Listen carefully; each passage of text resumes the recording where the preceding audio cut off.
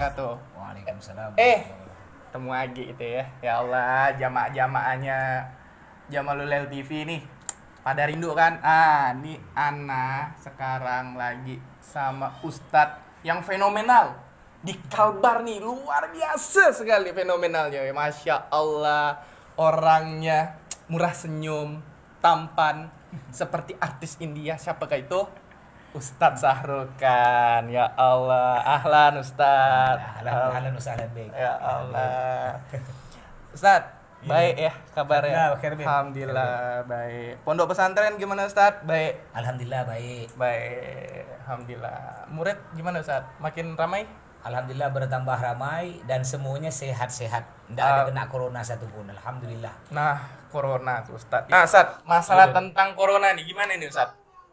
Corona, jadi dokter boleh berpendapat, pakar kesehatan semua pun boleh berpendapat, termasuk saya sebagai ustadz boleh berpendapat. Saya punya keyakinan bahwa corona itu penyakit biasa, bukan penyakit yang sangat berbahaya. Kenapa? Contoh Beb ya, corona di Pontianak nih, usah jauh-jauh di Pontianak nih udah masuk kurang lebih 4 bulan, yang anda hitung ya.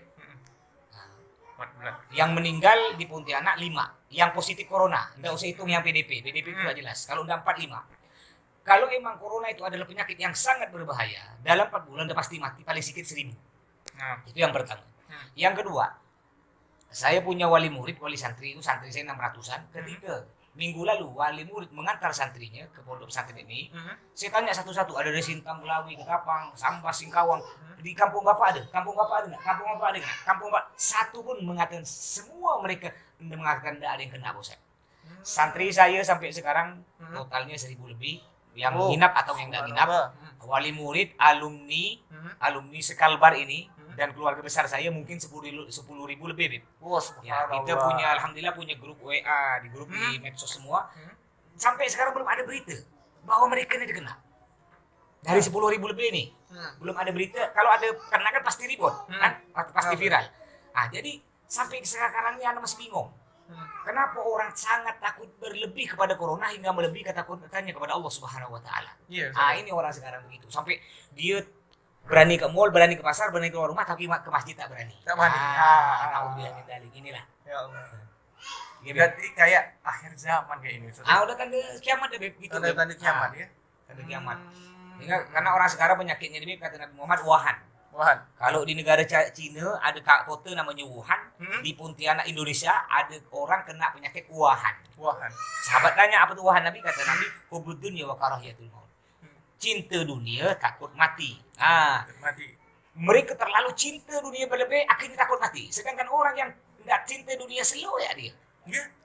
Begitu kan santai, yang rajin ke masjid. Santai-santainya.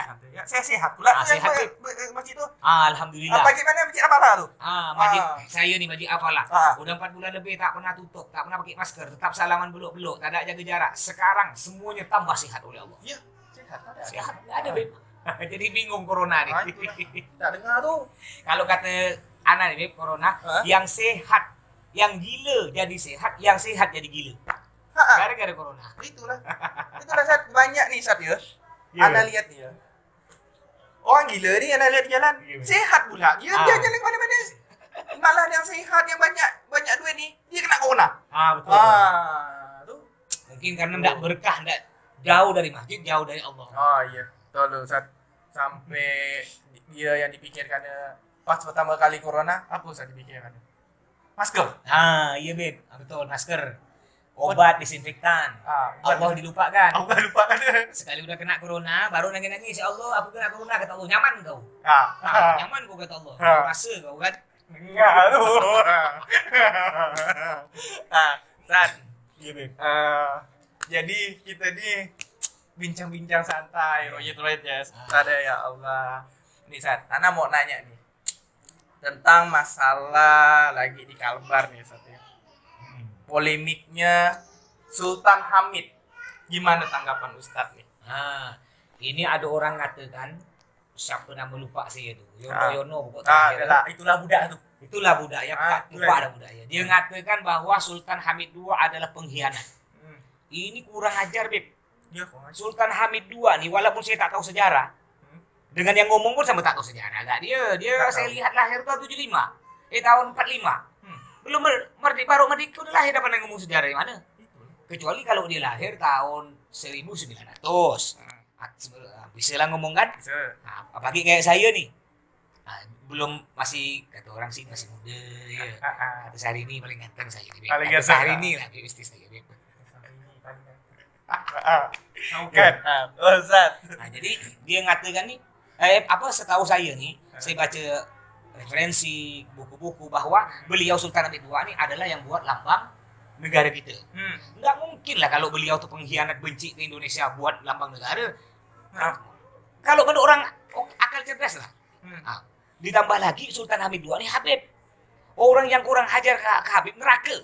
Nak kau presiden ke, nak kau pejabat apa kelas tinggi kayak apa, kalau kau kurang ajar ke Habib, itu udah jelas pasti masuk neraka. Ini bukan kata saya ya, ini kata Nabi Muhammad SAW. Apalagi yang dibenci sekelas imam besar kita, Beb. Oh iya. Habib Rizik bin Syihab. Oh, Habib Bahar bin Sumit. Apalagi Sultan Hamid II yang beliau tuh pangeran kan, dibenci. Apa kata Nabi Muhammad? Ala man adzana sabi wa dawi rahimi faqad adzani wa man adzani faqad adzallah. Ala kata Nabi. Ala itu arti ingatlah, dengarkan kau. Bahasa Pontianak gitu ya. Dengarkan kau tuh kuping kau. Kata Nabi Muhammad, man adzana sabi wa dawi rahimi, barang siapa yang membenci keturunanku, keluargaku, habaib, syarifah. Ya, cucu Nabi Muhammad, baik dia yang Habib yang soleh ke yang rajin ibadah, atau Habib yang, mohon maaf Habib ya, ada Habib yang narkoba ke mabuk. Ada orang nanya saya, memangnya kita perlu ngormat Habib yang mabuk tuh? Memang kita perlu ngormat Habib yang narkoba tuh? Habib, kalau selain Habib kayak saya nih, Beb, kayak kita nih, Beb, saya mulia nih, Beb, karena ilmu dengan akhlak dan ibadah. Jadi kalau saya tidak ibadah, tidak punya ilmu, tidak punya akhlak, ditendang kena orang, Beb. Tidak akan dimuliakan. Beda kalau Habib. Habib mulia bukan karena ilmu cuma akhlak dan ibadah. Yang Habib mulia yang tidak dipunyakan oleh orang-orang lain itu karena di dalam darah Habib itu ada darah Nabi Muhammad SAW. Jadi ada orang nanya saya, masa kita ada Habib nakal mabuk kita nak hormat? Tak bisa. Walaupun Habib mabuk hormat wajib. Walaupun Habib mabuk wajib kita hormat. Sampai-sampai Nabi bilang, barang siapa kurang ajar pada cucuku, para Habib. Tidak ada Nabi bilang Habib yang soleh, tak ada. Nabi cuma bilang, barang siapa kurang ajar kepada cucuku, para Habib, syarifah, baik Habib yang soleh, Habib yang bermaksiat pada Allah, umpamanya ya, fakot adani, sama dia kurang ajar kepada aku. Waman adani fakot Allah, yang kurang ajar kepada Habib, kurang ajar kepada Nabi, sama saja kurang ajar kepada Allah. Artinya orang yang kurang ajar benci kepada Habib, apalagi sekelas imam besar kita Habib Rizik, sama saja kurang ajar kepada Nabi, kurang ajar kepada Allah SWT. Neraka tempatnya. Jadi ya. Nih Ustaz, ada pertanyaan nih dari jamaah-jamaah Ustaz ya. Tentang pesantren, Ustaz, masuknya pakai biaya enggak? Pesantren saya nih, nah, uang masuk pesantren 2,5 juta. Nah, 2,5 juta. Kalau sekolah umumnya kurang lebih 1,5 juta. Ya kurang lebih semuanya sekolah pesantren. Kalau cuma mondok enggak tanpa sekolah umum, 2,5 juta. Kalau dua-duanya berarti 4 juta. 4 juta. Wah, Masya Allah. Murah, masih mahal motor. Masih mahal motor. Kita tuh kena motor. HP mahal. HP mahal. Amat pusing. Dunia lagi. Ustaz. Terus emang lama nih Ana nih. Allah, ini guru Ana. Sahrul Khan. Ini guru tercinta dia. Nah, Ustaz. Ini sampai dapat nama Syahrini nih. Sahrul Khan tuh dari mana Ustaz? Sampai ya booming Ustaz ya? Iya. Dia booming nih, di Kalbar dia booming. Ustaz Sahrul Khan ya. Jadi gimana tuh Ustaz? Jadi dulu kita masih muda-muda lah, tapi ya kan anak muda ya. Iya. Kita tuh ngefans kepada Sahrul Khan cerita tuh. Oh iya. Akhirnya sampai punya kaset banyak. Kaset zaman dulu pakai kaset yang digulung-gulung pakai apa tuh? Pakai pulpen tuh, Beb. Kaset zaman dulu. Akhirnya ketika kita mondok, kita tak ingat adik Sahrul Khan. Akhirnya lama-lama sekitar 5-6 tahun yang lalu, Ana pakai lagi Sahrul Khan. Kenapa? Untuk bahan dakwah, Bib. Karena kalau kita nih, makanya Ana sampai sekarang nggak pernah pakai imamah, Bib. Ya karena imamah tuh pakainya ulama, pakainya habaib. Sedangkan Ana bukan ulama, apalagi Habib jauh kan. Dan juga kalau Ana pakai imamah, Bib, mereka yang ngumpul di kafe itu takut, Bib, nggak dekat-dekat, Bib. Nah, makanya Ana, alhamdulillah ketika Ana pakai nama Sahrul Khan nih, banyak budak-budak tuh, Bib, ada di Japri, Messenger lain sebagainya, mereka nanya, aneh nih Ustadz nih, kata dia. Apa mana posting nih, jadwal ceramah di masjid ini, jam hari ini. Oh kami mau pergi loh, kami terus terang Pak Ustadz ya, kami tak pernah dengar ceramah Pak Ustadz, apalagi hadir gitu-gitu, kami ini udah kafe, diskotik kata dia. Tapi karena Ustadz nama Sahrukan, kami ini penasaran. Akhirnya datanglah kau, datang. Sekali habis ceramah nunggu di luar masjid, banyak di kelompok di ramai. Oh, ya bu, ya semua kan yang beri hidayah Allah, Beb. Ya, kita kan cuma nyampe kan jalan. Maka saya bukan penceramah, Beb. Saya suka gurau-gurau ya, Beb kan. Akhirnya keluar, alhamdulillah Pak Ustadz. Minta jadwal terus, Beb. Sampai sekarang, Beb. Dikejar-kejar ikut jadwal kita. Gara-gara. Jadi Anda pakai Sahrukan tuh memang dulu dari Singapura. Dulu. Nah, sekarang ya bukan kita ngefans gratis, sekarang hanya untuk menarik budak-budak muda lah. Biar nama aneh hingga mereka tertarik. Ya. Jadi intinya teknik dakwah kita lah gitu. Oh iya, betul. Teknik dakwah tuh. Nih Ustadz kita nih Sahrukan. Nah, nih Ustadz, ada yang nanya lagi nih, jamaah nih. Buat apa Ustadz untuk kita menghadapi masalah corona? Banyak kayak budak-budak ini nanya corona kayak ini ya, kayak ini banyak nih. Nah, nih Ustadz gimana Ustadz? Untuk menghadapi corona. Untuk menghadapi corona nih. Sebenarnya gampang, Beb. Untuk Gimana menghadapi corona cukup 3 ya. Yang saya biasa ceramah di mana-mana kan. Ini udah ada dalam Al-Qur'an, dalam hadis Nabi. Yang pertama banyak baca istighfar. Kata Allah kan, "Qul tastaghfiru rabbakum innahu kana ghaffara yursilis sama 'alaikum midrara."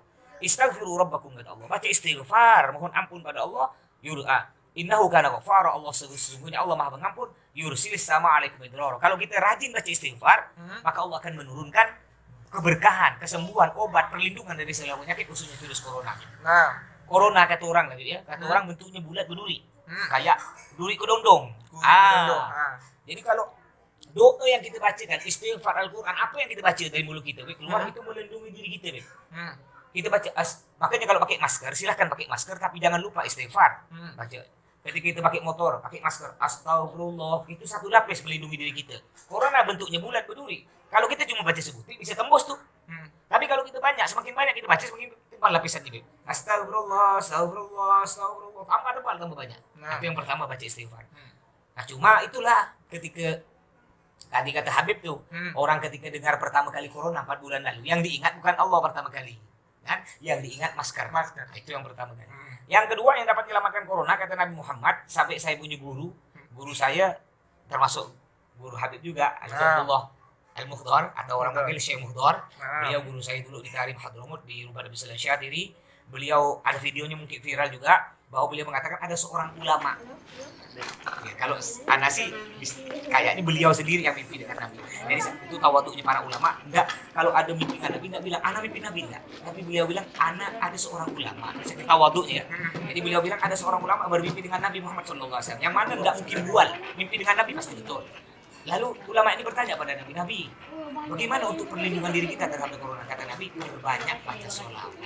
Dan itu ada dalam kitab hadis. Apa kata Nabi? Man shalla alaihi sholatan, sallallahu alaihi sholawat, wa hatta anha sholatiat, wa rafa'anahu masalatan. Yang artinya, barang siapa baca sholawat kepadaku 1 kali saja. Tidak usah banyak, cukup 1 ya. Ya sallallahu alaihi sholawat, maka Allah akan berikan kepadanya 10 sholawat. Apa itu sholawat? Rahmat, perlindungan, keberkahan, obat dari segala penyakit khususnya virus corona. Cukup baca 1 sholawat. Bagaimana kalau kita tiap hari 10 sholawat, 100 udah dijamin. Biar jamin. Apalagi kalau bisa bacalah sholawat busyra. Ya sudah habis salam atau sholawat tidak ibadah punya abahnya bisa biasa bahal.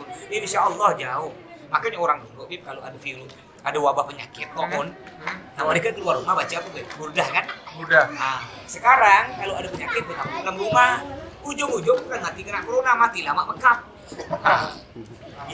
Yang ketiga, Bib, yang bisa menyelamatkan dari corona, yang ketiga perbanyak baca Al-Quran. Udah jelas Al-Quran, Bib. Allah berfirman, Habib juga insyaallah akan a'udzubillahi minasyaitonir rajim wa nunazzilu minal Qur'an ma huwa syifaa'un wa rahmatun lil mu'minin. Yang artinya aku turunkan dari Al-Quran suatu obat, kata Allah, rahmat. Jadi orang yang rajin baca Al-Quran, Allah akan berikan obat perlindungan dari segala penyakit khususnya virus corona. Hanya saja kata Allah, lil mu'minin, hanya bagi orang yang percaya. Cuma gara-gara corona ini banyak orang imannya malah rusak. Lebih percaya dengan obat pakar, apalagi pakar dari Amerika. Ini pakar kesehatan di Amerika dicaya. Tapi kalau di firman Allah hadis Rasulullah, dia tuh apa tandanya? Ini gara-gara corona. Gara-gara corona. Maaf kalau ada tak apa-apa, bisa tak apa-apa. Tak apa-apa. Nih Ustaz, buat pesan-pesan Ustaz nih buat channel TV Ana nih Jamalul TV buat kawan-kawan ini gimana Ustaz? Masih bersama dengan kawan-kawan, terus semangat berdakwah. Jangan kita mengharapkan imbalan apapun, jangan mengharapkan uang apapun, tapi ini semua demi Islam. Dan juga saya harapkan kepada teman-teman untuk memilih ustaz-ustaz yang diwawancarai, harus pilih betul-betul, harus tanyakan kepada ahlinya, karena gini, tidak semua ustaz itu sama dengan kita perjuangan. Kan ada sebagai ustaz juga yang kena alhamdulillah paham-paham liberal. Ada bahkan ada ustaz yang benci ke imam besar gitu itu Habib Rizik. Ada anak paling panas kalau udah ustaz benci Habib Rizik, asal nak balik hari HP gitu. Kenapa nampak? Mengajar. Jadi terus semangat kawan-kawan TV Jamalul Lail, mudah-mudahan Jamalul Lail tambah maju, berkah, memberi rezeki yang banyak yang manfaat itu yang Jelas ya, sekarang Ustaz Sarukan Anani udah jelas semuanya. Nah, ini ada adik tercinta nih. Jadi buat kawan-kawan Jamalul TV, jangan lupa like, komen, dan subscribe ya, di-share sebanyak-banyaknya. Ya. Ingat tuh, jangan lupa apa? Like, komen, dan subscribe. Ustaz ada Instagramnya enggak nih, Ustaz? Ada Beb. Apa tuh, Ustaz? Ustaz Sarukan Sahrini. Ustaz Sarukan Sahrini. Nanti di sini nih Instagram beliau nih.